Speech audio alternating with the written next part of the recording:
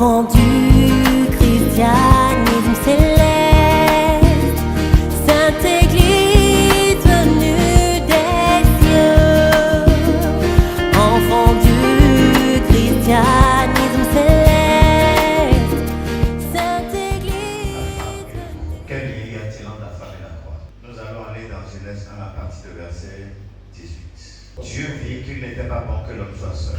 Je lui ferai une aide semblable à lui-même. Oui. Et l'Éternel Dieu forma de la terre tous les animaux des champs. Et il forma de la terre tous les animaux des champs. Le projet de Dieu, c'est que l'homme ne soit pas seul. Parce que s'il était seul, il sera un jour dominé par les animaux. Alors qu'il est le maître des animaux. C'est lui qui a donné les noms aux animaux. Donc Dieu a vu qu'il est important que l'homme se démultiplie pour un but donné. S'il se démultiplie, il pourra exercer la domination. Si l'homme ne se démultiplie pas, ça va être compliqué. Je vais vous expliquer comment l'homme s'est démultiplié. Le verset 21 nous dit que Dieu a Alors l'Éternel Dieu fit tombé un sommeil sur l'homme. Très bien. Et avec quoi? Qui s'endormit. Ça, c'est la méthode. Nous avons la foi que Dieu a fait tomber un sommeil profond sur l'homme. Et qu'est-ce qui s'est passé? Qu'est-ce qu'il a fait? Il prit une de ses côtes. Il a pris une de ses côtes. La côte est placée sous le bras de l'homme. Il prit la côte. Donc il prit de son côté. Et qu'est-ce qu'il a fait? Et referma la chair à sa place. Il a refermé la chair à sa place. À partir du moment où Dieu a pris du côté de l'homme, l'homme a été dégradé. L'homme n'est plus entier. Est-ce que vous me suivez bien? L'homme a été dégradé. L'homme n'a plus son entièreté. L'homme a été diminué. Et ce que l'Éternel a pris pour diminuer l'homme, qui est la côte, qui n'est pas la tête, qui n'est pas le pied non plus, c'est la côte qui l'a formé, la femme. Ça veut dire que ce qui a servi à dégrader l'homme a servi à construire semblable de l'homme. Et qu'est-ce que l'Éternel fit à ce moment? Et l'homme dit. L'Éternel l'a amené devant l'homme.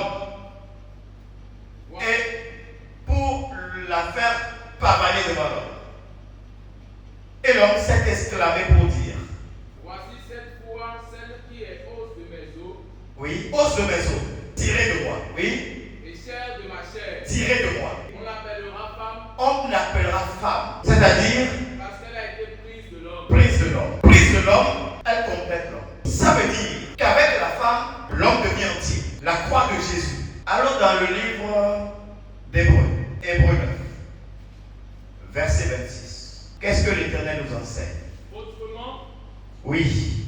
il aurait fallu qu'il eût souffert plusieurs fois depuis la création du monde. Vous savez, Romains 6, verset 23 nous enseigne que le salaire du péché, c'est la mort.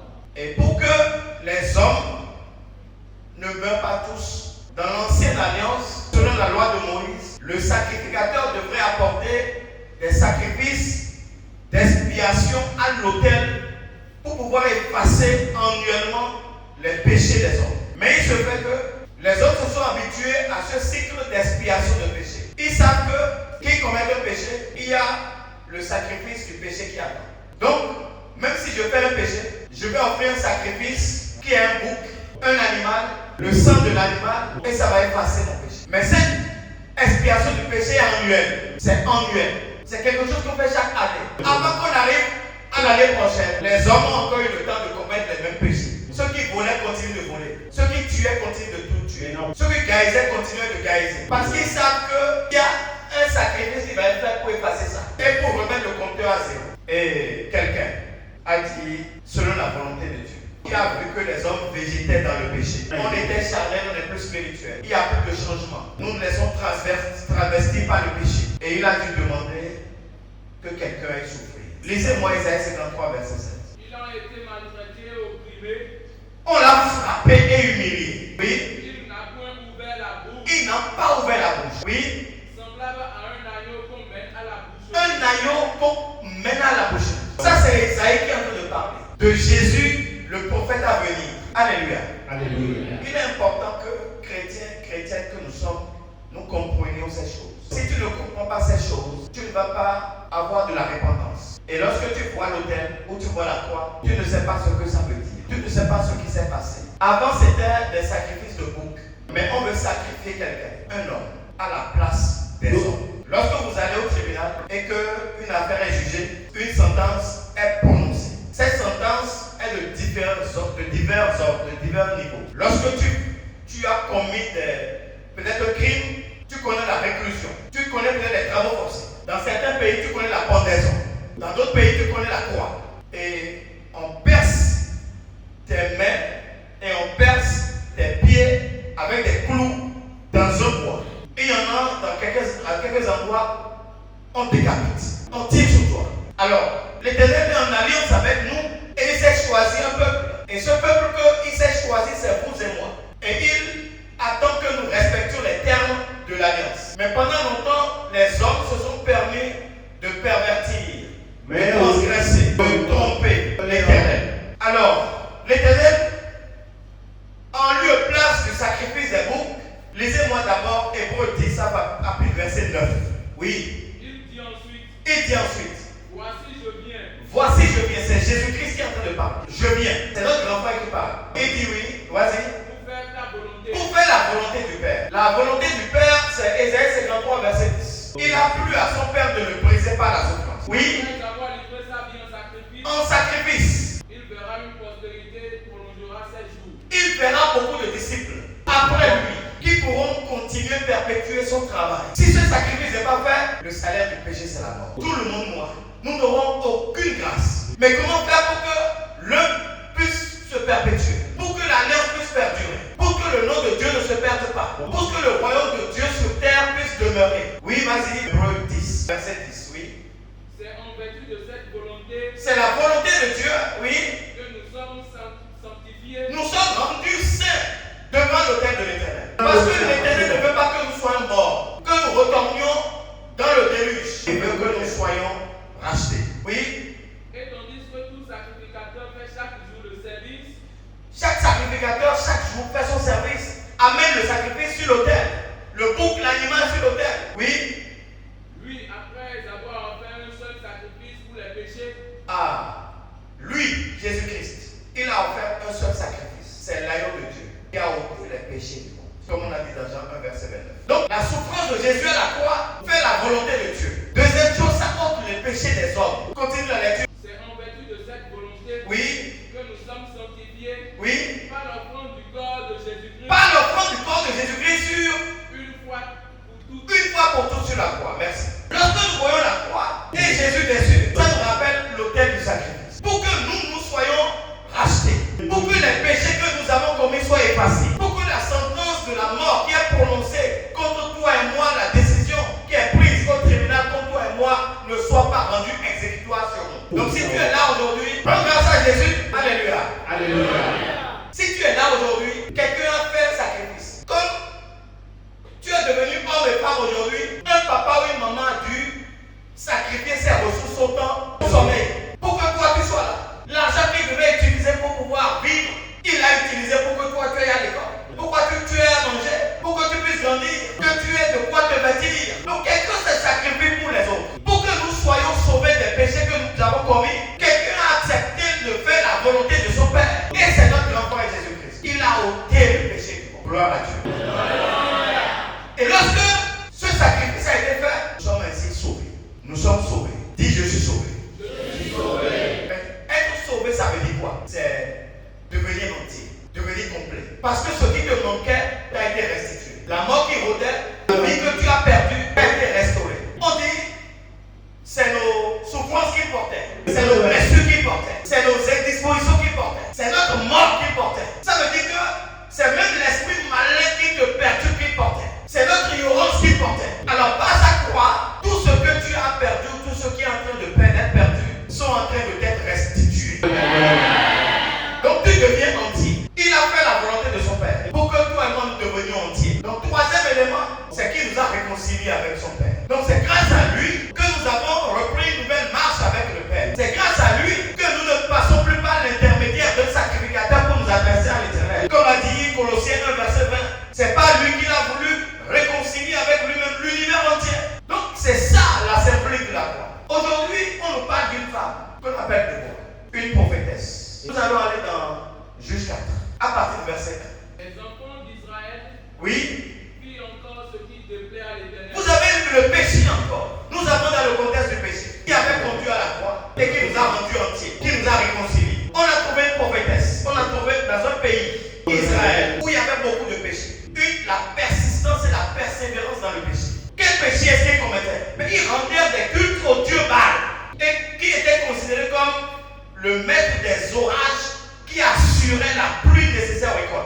Et ils ont abandonné l'Éternel qui les a sortis d'Égypte pour d'autres se rallier à d'autres dieux et aux dieux des peuples qui étaient autour d'eux. Ils ont irrité l'Éternel.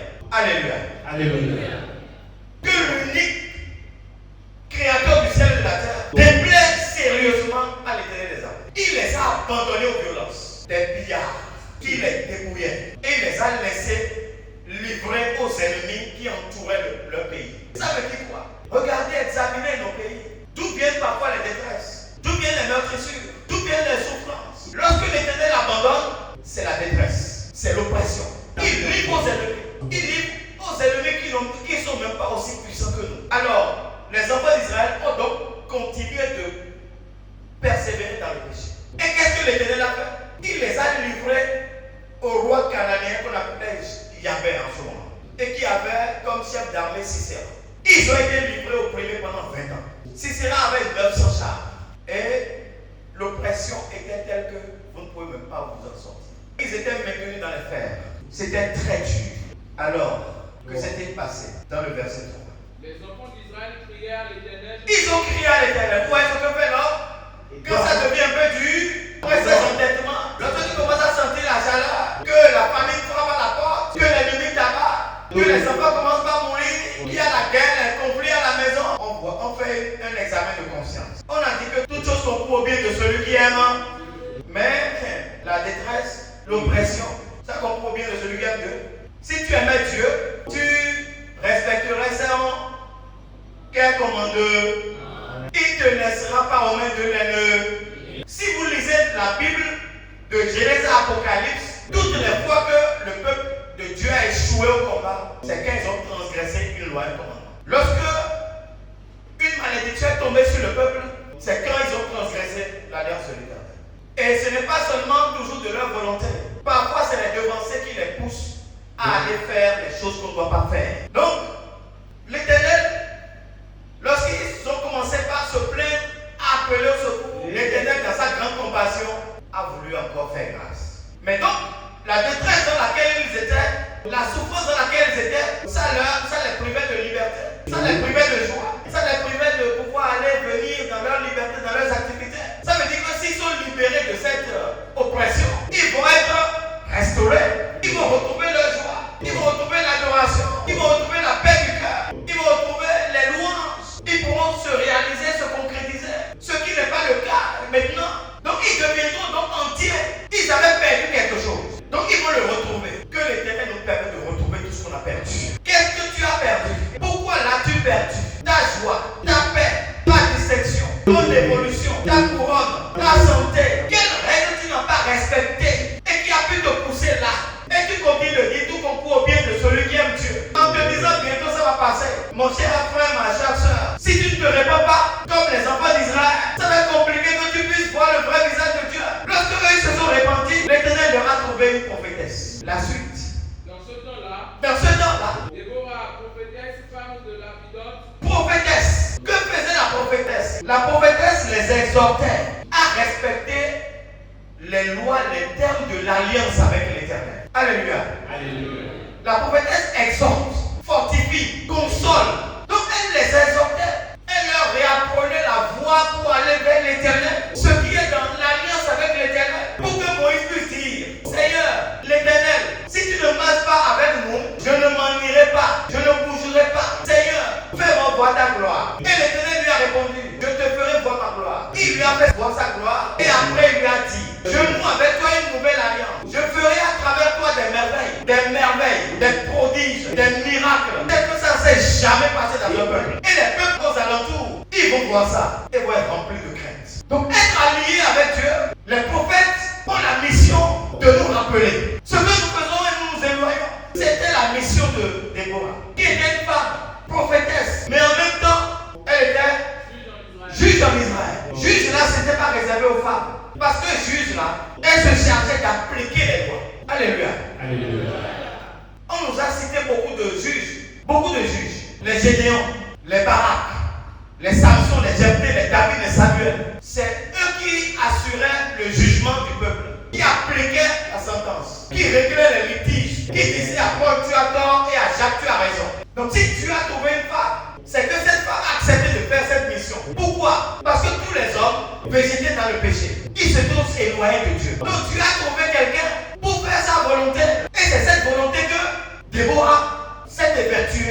mettre en exergue. Prophétesse et juge. Continue. Elle siégeait sous le palmier de Déborah. Elle était sur place, à un endroit que l'Éternel lui a destiné. Les juges hommes parcouraient tout le territoire. Mais elle lui a dit, reste sur place. N'y va pas, ne reviens pas. Parce que si tu vas et tu viens, c'est un peu comme si tu veux prendre l'autorité. Non, je veux que tu restes à cette place. Donc les femmes doivent rester à leur place, là où on les a mis, pour exercer la mission à laquelle on les a appelés. Donc Déborah jugeait sous le palmier qu'on appelle le palmier de Déborah. Comme l'Éternel le lui a demandé. Donc, obéissance à la volonté de Dieu. Est-ce que tu obéis à la volonté de Dieu? Femme, respectes-tu scrupuleusement ce que l'Éternel a dit? Oui, continue. Et les enfants d'Israël montèrent vers elle pour être jugés. Très bien, pour exercer la justice. Oui. Elle envoya appeler Barak. Très bien, elle a reçu un message de l'Éternel pour le peuple qu'elle a pris le temps d'exhorter, de rappeler à l'ordre, de conscientiser, de conseiller pour dire revenez. Ce qui vous arrive là, c'est parce que vous êtes en train de vous éloigner de Dieu. Reviens de votre errance. Donc si tu es là et que tu t'éloignes de Dieu, une femme est en train de parler aujourd'hui par ma voix pour te dire reviens. Toi qui voles, reviens. Toi qui mens, reviens. Toi qui jalouse, reviens. Toi qui convoite, reviens. Toi qui commets une publicité, reviens. Toi qui fais la porno, reviens. Toi qui te masturbes, reviens. Toi qui fais l'idolâtrie, qui va te vouer à d'autres divinités, reviens. Toi qui trompes ton mari, qui trompe ta femme, reviens. Toi qui n'honore pas ton père, qui n'honore pas ta mère, reviens. Donc l'Éternel a dit, écoutez, je vais délivrer mon peuple afin que mon peuple soit entier. C'est une œuvre de salut qu'elle est en train d'exercer. Alléluia. Alléluia. Acclamez pour les femmes. Un message est adressé au peuple. Et l'Éternel a dit, appelle Barak, le chef de l'armée d'Israël, qui était censé être un juge aussi. Mais il était sans caractère. Il manquait de foi et d'assurance. Il avait peur parce qu'il y avait l'oppression dans le pays. Il était un chef sans troupe. Alors l'Éternel lui a dit, va me recruter comme une personne, 10 000 personnes. Et faites-toi monter sur le mont Tabor, le mont Tabor. Montez sur le mont Tabor. Et vous allez rencontrer Sisera et son armée. Et là-bas, là, je vais le livrer en vous-même. Eux, ils ont 900 chars. Vous avez 1000 hommes. Face à des chars, qu'est-ce que les hommes peuvent faire? En plus, sur la montagne. Donc, vous êtes vus de loin. Pour un militaire, mais ces positions-là, les crêtes, c'est des endroits dangereux. C'est des endroits où tu es exposé. On préfère utiliser les cuvettes, les bois, tout ce qui est boisé, caché, pour se camoufler. L'Éternel dit monte, va en haut. Et fais-toi voir. Ils vont courir vers toi. Et comme ce qui s'est passé au désert de Tekoa, où j'ai dit, mais commencez pas à chanter, à glorifier Dieu avec les ornements sacrés. Et les hommes sont descendus pour combattre à votre place. Je peux faire 1000 hommes devant 900 chars, rien. C'est juste faire de la figuration. Donc si tu crois en Dieu, quelle que soit la quantité de ton ennemi, la puissance de ton ennemi, il devient quoi devant toi? Il devient quoi? Comment on dit ça? 0 plus 0 égale 0. C'est El Shaddai qui fait ça. Le Dieu capable qui fait ça. On l'appelle le Dieu de l'impossible. Tes ennemis, les sorciers du quartier, ceux qui complotent contre toi, ceux qui convoitent ton poste, ceux qui sont en train de creuser les trous sous toi, colporter des rumeurs contre toi, ceux qui envient ce que tu possèdes, celui qui maudit ton avancement, celui qui ne veut pas voir ton couronnement, celui qui ne veut pas voir ton rayonnement, celui qui ne veut pas voir dans ta maison, te marier, avoir des enfants, il est devenu quoi devant toi? J'ai rien entendu. Je suis devenu sourd. Alléluia. Donc c'est ça justement. Et qu'est-ce que Barak a répondu à la dame prophétesse? Elle dit, Barak lui dit, si tu viens avec moi, j'irai. Mais si tu ne viens pas avec moi, Ouais. je n'irai pas. Très bien. Vous voyez que cet homme-là, il est sans caractère. Il est devenu faible. Il n'est pas encore entier. Il a fallu la femme pour qu'il soit entier. Ce qui lui manquait, la foi qui lui manquait, qu'est-ce qui est venu compléter la foi? Acclamez pour le Seigneur.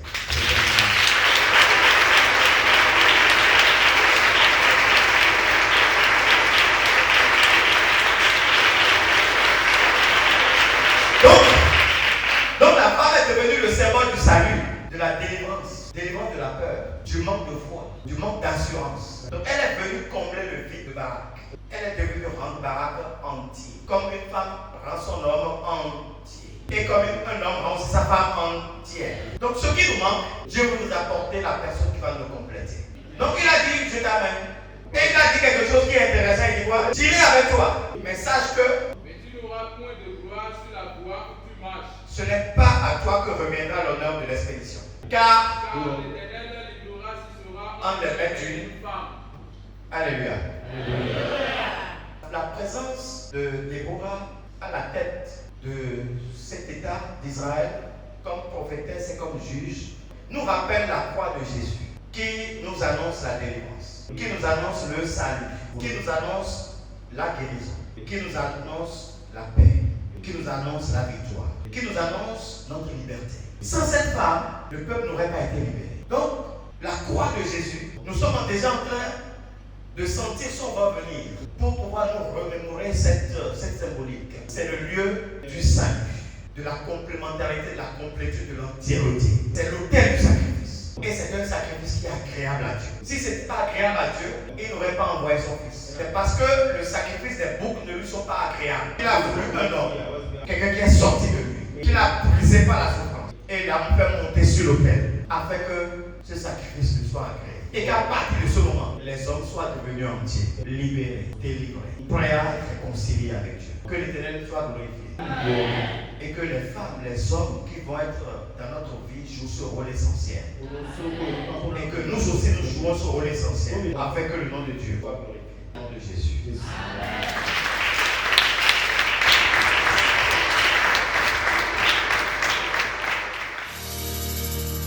Enfant du